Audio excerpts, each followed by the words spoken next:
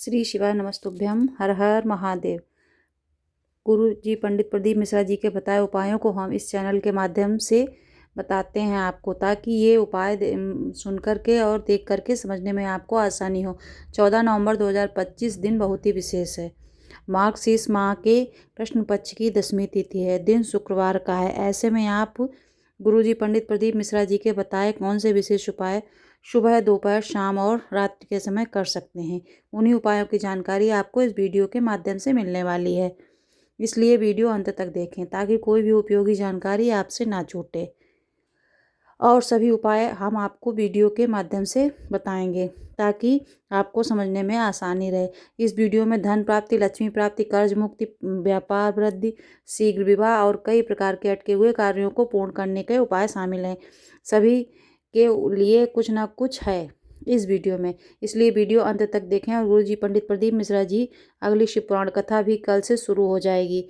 14 नवंबर से वह शिव पुराण कथा शुरू हो रही है, जो कि देवधर में हो रही है। उसके पहले आप ये वीडियो देखें, सुने, ताकि शुक्रवार के दिन अपने घर पर या फिर भोलेनाथ के मंदिर में जाकर ये उपाय जरूर करें, क्योंकि गुरु जी ने कहा है बन सके तो आप भोलेनाथ के मंदिर में जाकर उपाय करेंगे तो काफ़ी अच्छी बात है। पर किन्हीं कारणों बस अगर आप मंदिर नहीं जा पा रहे हैं, व्यस्त हैं या कुछ समस्याएं हैं, तो आप अपने घर पर भी शिवलिंग पर भी ये उपाय कर सकते हैं। वीडियो ध्यान से देखें, सुने, जिससे कोई भी जानकारी आपसे ना छूटे। बढ़ते हैं विशेष उपाय की ओर, जो कि गुरुजी ने घर पर ही करने को कहा है। ये उपाय गुरुजी ने 5 या 7 शुक्रवार या फिर सोमवार को करने को कहा है। ये उपाय माता लक्ष्मी से संबंधित है, इसलिए आप ये उपाय शुक्रवार के दिन करेंगे तो काफ़ी अच्छी बात है। आपको थोड़ा सा शहद लेना है और थोड़ा सा मधु, वही शहद लेना है और एक लाल पुष्प लेना है। आपको माता लक्ष्मी के साक्षी में रखना है, कटोरी में करके। उपाय करते समय माता लक्ष्मी का किसी भी नाम का आपको उपयोग बोलना है। जो भी नाम आप माता लक्ष्मी का बोल पाए वो बोले, या फिर किसी भी मंत्र का जाप कर सकते हैं, या मंत्र ना आता हो तो केवल ओम लक्ष्मी नमः यही कह सकते हैं। जो भी आपको बनता है माता लक्ष्मी की, अगर आपके पास फोटो या मूर्ति जो भी आपके पास है, उसकी साक्षी में आपको इस पुष्प को और इस शहद को, जो भी आपके पास है उसके साक्षी में आपको इस पुष्प को और इस शहद मधु को उसमें लगा के रखना है। शहद को अगर आप एक बूंद भी लेंगे तो भी पर्याप्त है। कटोरी में रख दें और शहद, और उसी कटोरी में या उस कटोरी के बाजू में आप पुष्प को रख दें।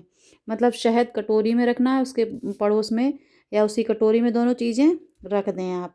तो ये उपाय आप शुक्रवार के दिन शाम के समय लगभग 5:45 से 7 बजे के बीच में कर लेंगे तो काफ़ी अच्छी बात है। अपने घर पर रखना है, रात भर अपने घर पर रखे रहने दें।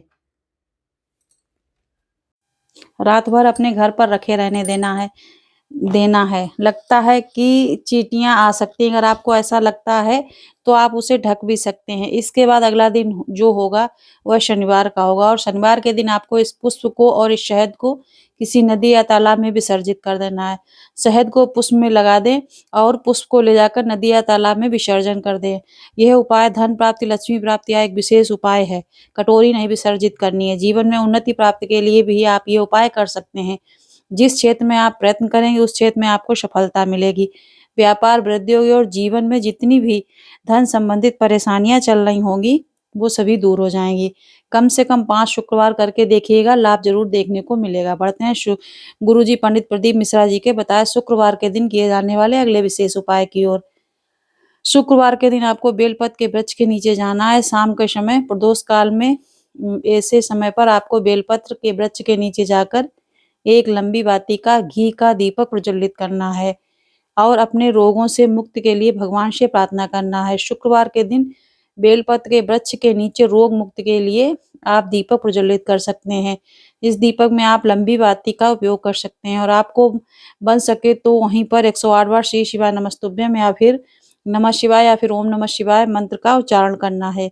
यदि आपसे महामृत्युंजय मंत्र बनता है तो वह भी आप मन में स्मरण करके 108 बार कर सकते हैं। ऐसा आप इसलिए करें क्योंकि गुरुजी पंडित प्रदीप मिश्रा जी ने एक महामृत्युंजय, एक ऐसा रोग मुक्ति उपाय बताया था जिसे गुरुजी ने शुक्रवार के दिन करने को कहा था, जिसके लिए आपको बेलपत्र के वृक्ष के नीचे जाकर भगवान से प्रार्थना करना होता है। हे भोलेनाथ, आपसे आपने चंद्रदेव को संजीवनी मंत्र दिया था, क्या आप यह मंत्र मुझे प्रदान नहीं करेंगे? मेरे शरीर में बहुत रोग है, बीमारियां हैं, कष्ट हैं, क्या आप इस शरीर के रोग कष्ट बीमारियों को दूर नहीं करेंगे? आपकी शरण में आया हूँ, आपको ही कल्याण करना है। इस प्रकार से शुक्रवार के दिन शाम के समय दीपक प्रज्वलित करने के बाद अगर आप भोलेनाथ से प्रार्थना करते हैं, 108 बार भगवान का कोई नाम जाप कर फिर मंत्र जाप करते हैं, तो कितनी ही बीमारियां क्यों ना चल रही हों, कितने ही प्रकार से आप पीड़ित क्यों ना हों, आपको लाभ जरूर देखने को मिलता है।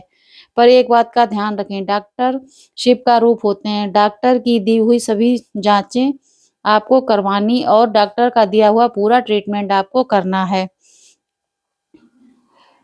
और इसके साथ-साथ आपको ये सरल आसान उपाय भी करना है, जो कि गुरुजी पंडित प्रदीप मिश्रा जी के बताए विशेष उपाय हैं। कहते हैं बढ़ते हैं शुक्रवार के दिन किए जाने वाले गुरुजी के बताए अगले विशेष उपाय की ओर। शुक्रवार का दिन है, इस दिन आप मनोकामना पूर्ति वाले 2 विशेष उपायों में से कोई भी एक उपाय कर सकते हैं। एक उपाय है कि आपको भोलेनाथ के मंदिर में जाना है। भोलेनाथ के मंदिर में जाने के बाद शिवलिंग में जलाधारी से जल जहाँ से नीचे गिरता है उस स्थान पर अपनी हथेली का स्पर्श करना है। 3 बार श्री शिवाय नमस्तुभ्यम बोलना है। श्री शिवाय नमस्तुभ्यम, श्री शिवाय नमस्तुभ्यम, श्री शिवाय नमस्तुभ्यम बोलना है। या फिर चाहे तो नमः शिवाय ओम या ओम नमः शिवाय 3 बार बोल सकते हैं, या फिर कोई और मतलब ओम नमः शिवाय भी बोल सकते हैं, हर हर महादेव भी 3 बार बोल सकते हैं। इसके बाद आपको अपनी प्रार्थना करना है, मनोकामना बोलना है। जो भी मनोकामना है वह मनोकामना आप बोल सकते हैं। अब यह शीघ्र विवाह की मनोकामना भी हो सकती है, या फिर नौकरी प्राप्त की हो सकती है, या फिर व्यापार वृद्धि की हो सकती है, या फिर कोई ऐसा कार्य जो लंबे समय से अटका हुआ है, जो पूर्ण नहीं हो रहा है, वह भी हो सकती है। अपनी कामना कीजिए और कामना करने के बाद एक बार और श्री शिवाय नमस्तुभ्यम या फिर नमः शिवाय या फिर ओम नमः शिवाय बोल दीजिए। बस इतना ही करना, ये काफ़ी अच्छा मनोकामना पूर्ति उपाय है, जिसे करने से मनोकामना 3 माह के अंदर पूर्ण होती हुई निश्चित नज़र आने लगती है। प्रयत्न तो आपको करना ही पड़ेगा, बिना प्रयत्न के कुछ प्राप्त नहीं होता है। पर अगर प्रयत्न के साथ-साथ ये उपाय भी आप करते हैं, तो आपको आपके प्रयत्नों में सफलता निश्चित देखने को मिलती है। एक और मनोकामना पूर्ति उपाय ये है कि आपको अपने एक हाथ में दुर्वा ले लेनी है, सीधे हाथ में दुर्वा लेनी है और नंदी भगवान के उठा हुआ पाँव में जो साइड में कान होता है, उस कान में अपनी मनोकामना ओम बोलते हुए या फिर ओम नमः शिवाय बोलते हुए बोल देना है। अगला कान जो रहेगा वह आपको अपनी उस हथेली से बंद कर देना है जिसमें आपने दुर्वा रखी है। मतलब नंदी के उठे हुए चरण के ऊपर जो कान होता है, उस कान में मनोकामना बोलना है और दूसरे साइड के कान को आपको दुर्वा वाले हाथ से बंद कर देना है। इस तरीके से आपको ये बोलना श्री शिवाय नमस्तुभ्यम।